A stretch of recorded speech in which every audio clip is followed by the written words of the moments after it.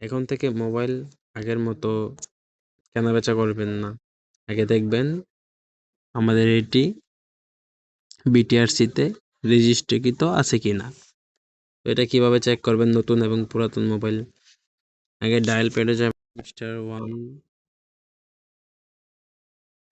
*1*#06# দিয়ে ইএমআইটা আগে রেখে দিবেন।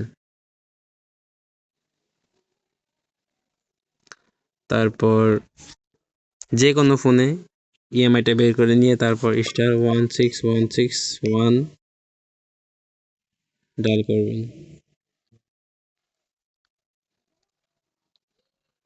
তারপর এখানে স্ট্যাটাসে ক্লিক করবেন।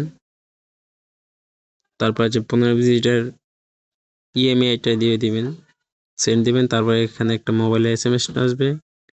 এসএমএস এর মাধ্যমে আপনাকে জানিয়ে দেওয়া হবে যে আমার মোবাইলটি রেজিস্ট্রিকৃত নাকি আনরেজিস্ট্রিড।